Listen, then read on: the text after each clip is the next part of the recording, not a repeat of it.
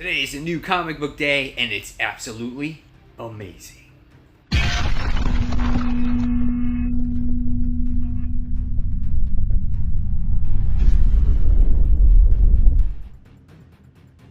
Hey comic book fans, welcome back to Comic Book Corner 2.0. And fans, yes, you're with me, Mike Spider Slayer, getting ready to bring you Spider Slayer's comic book haul. This is episode 384, and this, fans, is the video series where each and every week I share with you, the comic book fans, which comics I picked up at the comic book store. And like I said in the intro, it's absolutely amazing. That's right. Guys, thank you so much for watching the video, whether you're a longtime viewer or a new viewer. If you like this video, please give it a thumbs up, subscribe to the channel, and don't forget to hit that all-important notification button so you don't miss any content from me. And if you guys are looking for new content, the return of my top 10 most anticipated comics is back. It will be up each and every Tuesday, and you know, it gives you a heads up on what comics are coming out for the next week, and it gives you my top 10 of them. So check that out when you get a minute. All right, so without further ado, guys, let's just jump in and let me show you which books I picked up this week. So inside is the mysterious black bag, right? Here, there's comics inside of it. You don't know what's inside until obviously I take the black bag off of the comic books. So here you go. Here is the stack. Let's see what we start off with to begin with. All right, so here we go. First things first, guys. Lois Lane, issue 2. Her press pass has been revoked. It's been denied. Yeah, last issue was kind of cool. I liked the relationship between Lois and Clark in the first issue of this book.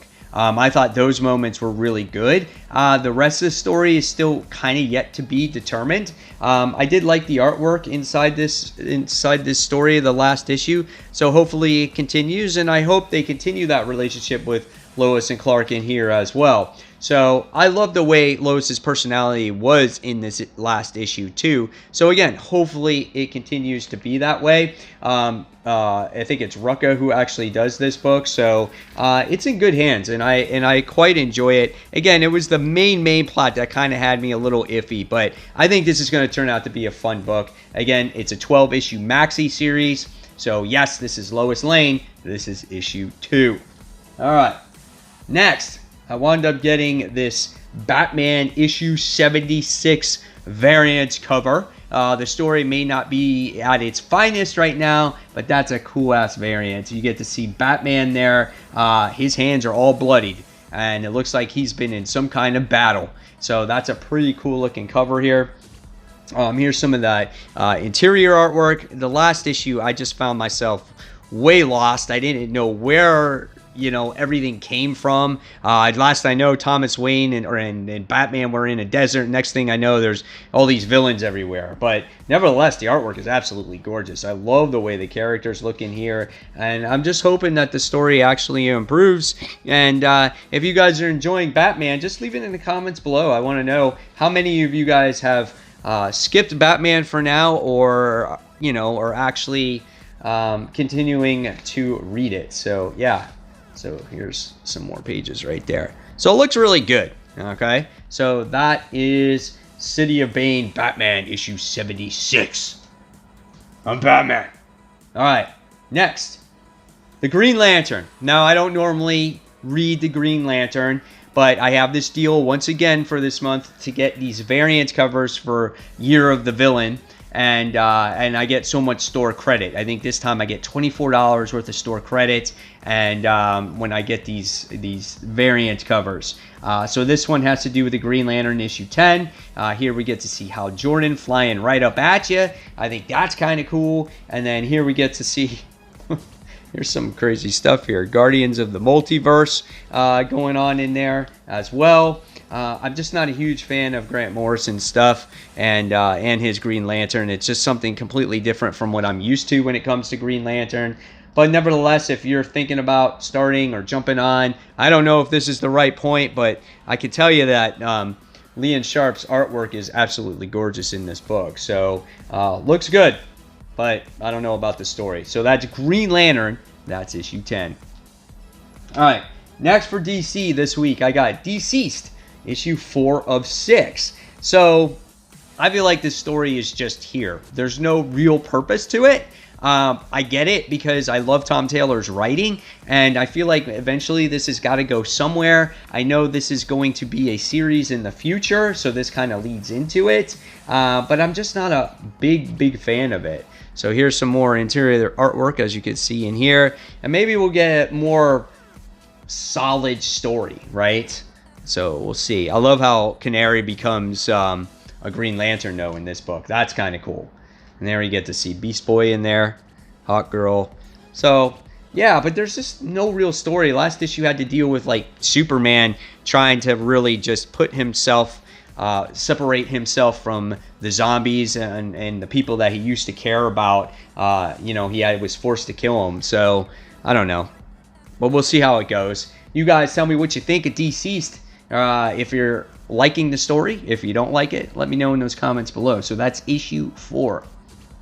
All right, next is Sinestro, issue 1. I guess this is a one-shot. I didn't even remember signing up for this. I think this is part of that deal that my comic book shop has.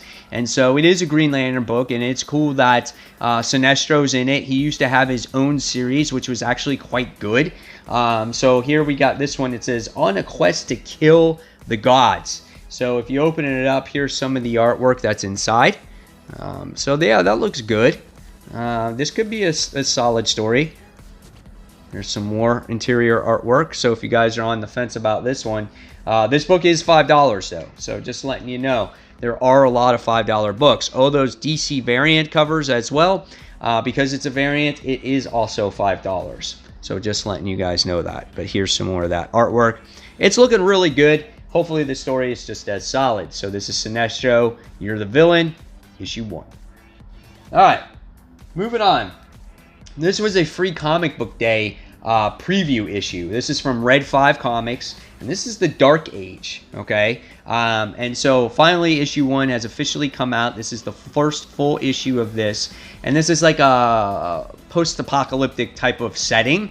So I like apocalyptic setting books. I love seeing how the world ends and what it becomes and whatnot. And so I'm interested to see what happens in this story, what this story is actually about, and if I'll go through with it going forward here. So here's some more of that interior artwork in here. Okay, and I'll show you a couple more pages. You can see that the world is completely different. Right. So here we got some bloody stuff going on in there too. So yeah, you know, this could be a possible good series, a different type of book, you know, not a strong, you know, it's not an Image book. It's just again, done by Red 5 Comics. So let's hope it's a good read and I can actually continue it. All right, so moving forward now, we go on to Absolute Carnage. This is issue 1. This is the gargantuan book of the week for Marvel. This is the one you've been waiting for. So here is the book, okay? Now, a lot of people are complaining, obviously, because of the price. It's $8. Why can Marvel charge for this much? Again, you do get what you pay for. It's $8, but there is a ton of pages in this book. You can see that this is a thick book. My only gripe with Marvel is if you're going to come out with a book that's almost like a trade, just put in some good card stock in there and make it almost like a trade paperback, you know? That's always my big thing about them. But here is like the opening page, the Bleeding King, as you can see there. So good quality stuff there. Check out this artwork here by Ryan Stegman. I mean, when he does the artwork for Venom, it fits the book so good. And I'm sure we're going to get a recap of everything that happened up until this point, so it catches up on your readers and what's going on with Eddie Brock and about his son and all that other stuff. I'll flip forward through another page. You know, here we got some Spidey in there as well. So I think, guys, this is going to be a really cool event. You got the Maker in there. So, yeah, I'm really excited about it. Absolute Carnage, issue number 1. Remember, it's $8, but it's a hefty book. All right. So, followed by that one, I wound up getting believe it or not, 2 of these. Because that's my reading copy, and this is the collecting copy. The Absolute Carnage variant. This is the Hots Connecting a variant cover. There's one of 5 of these. So when you put all 5 of these covers together, it's going to make for one cool looking image. And so this one has the Immortal Hulk on there. So I was like, oh, that's going to be cool. So if he's going to be fighting Carnage or whatever the case may be, I think it's going to look cool. So I'm looking forward to getting those covers. All right. Another book that it's not my favorite book in the world, but I get it for obviously the J. Scott Campbell covers. This is The Black Cat. This is issue 3. This time it looks like she has to deal with Doctor Strange. And that's a really nice cover by J. Scott Campbell. How long is he going to stay on these covers? I don't know. Marvel's got to be paying him a pretty penny.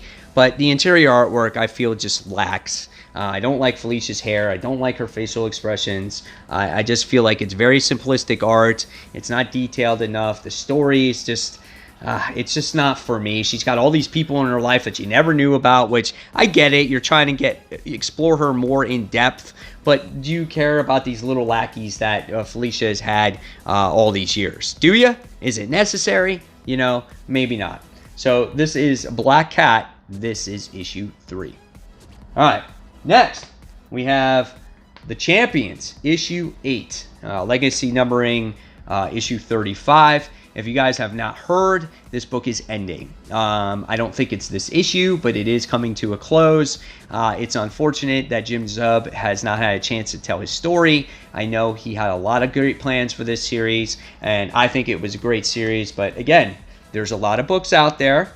They charge a lot of money for them, so people are not going to buy the books that they normally wouldn't gravitate to. They're going to tend to go to Batman. They're going to go to Spider-Man. They're going to go to the characters that they know. They're not going to take a chance on a bunch of young heroes, okay? They're going to go for the characters that they've seen in the movies and stuff like that. But this book looks good. It's a fun story. I love the way Jim Zub was developing these characters, you know, but unfortunately this book is going to end. So this is Champions issue 8. You may not want to buy it right now, but maybe you might want to buy it and trade when it does come to a conclusion. All right, next we have Dead Man Logan, issue 10 of 12. It's hard to believe that this series is actually going to come to an end very soon. Been reading this since pretty much January, and we get to see Logan doing battle against Sabretooth. I guess this is what it's all come down to, and we got to see Speedball in the last issue, and he's an old man, and he's about to blow up all kinds of shit. It's crazy. It's a good book. This has been a lot better than I ever anticipated in my life. This is probably one of my favorite Logan or Wolverine titles of the year.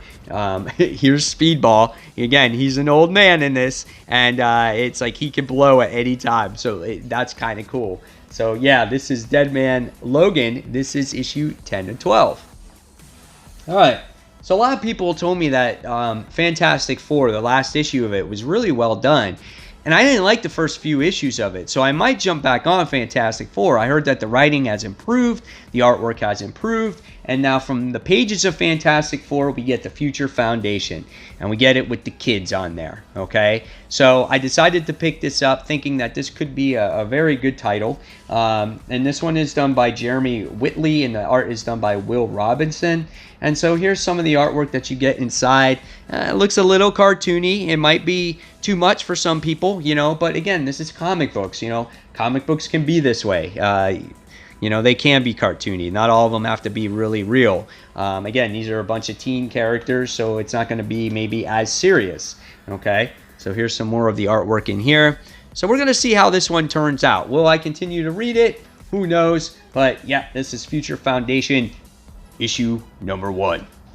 All right, another book from Marvel, which I guess this was told that it's called House of X or House of 10, or is it Powers of 10? I don't know. What is it called, guys? Put it in the comments below. Is it House of X? Is it House of 10? Is it Powers of 10? Is it Powers of X? I don't know. Cool cover there here as you get to see all these X-Men on here. I love the last issue, Powers of X, so we're going to see the continuation of this story on how Hickman develops his X-Men, his new run on it, how things are changing. There's a story here that we've never, read before, supposedly. So here's some, it's more like a novel here in the beginning of this book, as you get to see. So here we get maybe some more character development in this book instead of the world development, because we kind of got the idea of what the world is like, So this could be a solid book. There looks like a lot of character interaction in this particular issue. So looks like between Absolute Carnage and House of X or House of 10 or whatever it's called, it looks like there's going to be a lot to read this week, guys. So yep, that's issue 2 of this series. And this book now goes for, I don't know, $4.99? It is $4.99 instead of that $8 price. All right, next. Out of all these books I showed you so far, the book that I'm going to read first is Immortal Hulk. This is issue 22. Loving this series. This is the series of the year for me. It consistently delivers. The artwork is absolutely gorgeous. I love to see all these creatures now hopefully team up, and we wind up getting to see if they do battle against like Red Hulk or whatnot. What happened to Doc Samson, because it looked like he got killed. Sasquatch looked like he got killed in the last issue. Everyone got screwed up because we got to see the person that recaptured the Abomination Chrysalis, and he became the Abomination. And you get to see that right here. Sorry, I dropped the book. So you get to see that right here. So we actually get the official new Abomination in this book. It's not Rick Jones anymore. This book is freaking creepy. Look, see, that's Rick Jones right now. He's like in a tub all shriveled up. It's just, God, this book is so freaking cool. Look at this. This looks like this is going to be an awesome scene right here with Red She-Hulk, man. Oh, God, it's so good. I freaking love this book. This reminds me of the early days of The Walking Dead, where it was like, I got to read this book right away. So I'm so excited for it. All right, next. Invisible Woman by Mark Waid. I thought the first issue was solid here. She kind of goes on her own mission here, working with Nick Fury, and she's finding an old teammate that she used to work with. And so, he protected her, and now she's going to rescue him. Artwork is absolutely gorgeous in here. This is something from Sue Storm that we've never seen before. She's, again, an agent of S.H.I.E.L.D., and she's going out onto this mission, and Nick Fury is covering for her. So this is a good story. I can't wait for the second issue. Can't read to read it. Not much to read. It doesn't look like it's a lot to see. But yeah, it's a gorgeous looking book. This is issue 2. It looks like she runs into Black Widow here. All right, next. Why did I pick this up? I have no idea. I guess because I picked up all the other ones, right? So I wound up getting Major X issue 0. We already had 1 through whatever, right? And now it's like, just kidding. I'm going to come out with an issue 0. Milking it for whatever it's worth. This one is a $5 book, but this is also another thick read. And here we have some of this artwork here. This is Liefeld's artwork at its finest. Here you got Wolverine on there, right? And then whoever the girl is, not sure. A lot of sketches on there. This is definitely Liefeld's artwork. Yep, he wrote it and did the pencil. Just check out this chick with the guns, right? So you have her on there. The gun is huge. It's like the size of her body. How the heck does she even hold it? Not 1, but 2 of them, right? The over-exaggeration of it is hysterical. Here's the page right here with Wolverine. So we have that there too. It cracks me up, dude. Here it is. I'm going to read it though just because it's like, I like when he does the artwork, because I can actually look at his artwork and laugh and have a fun time with it and pick out all these things. No feet. You didn't see any feet, right? So cool stuff, man. I can't wait to see what Major X has in store for it. All right. And then we got the Sensational SpiderMan. This is the 80 Years of Marvel celebration. This one is written by Peter David. And we have Peter David, Tom DeFalco, and Ron Fritz. They do the artwork. And Rick Leonardi does the artwork as well. So there's a couple different stories, again, that celebrate good old friendly neighborhood Spider-Man here. So we got that there too. So I'm definitely picking up these books because it's just like all these classic writers and artists that are doing these stories. And, my hat's off to them for writing these books all these years. So we have that in there as well. So yeah, that's cool stuff, man. Looking forward to it. Sensational Spider-Man issue 1, the one-shot. And then last but not least, another Avengers book this week, guys. Wound up getting issue 234 of the series, where we have Scarlet Witch on the cover, and it says Seasons of the Witch, and yeah, there's all kinds of crazy stuff going on in there, as my mission to collect every single Avengers Volume 1 issue there is, it continues. All right, so guys, there you have it. There is the haul for the week. Hopefully you enjoyed it. Now it's your turn, fans, to put in the comments below which books you picked up this week and which ones you're most excited for reading. And again, guys, as always, I really appreciate you taking the time to watch Comic Book Corner 2.0. And if you like this video, give it a thumbs up, subscribe to the channel, and again, don't forget to hit that bell. And fans, until that next comic book review, this is Mike Spider Slayer signing off, and I'll see you guys real soon. Take care, everyone. Bye.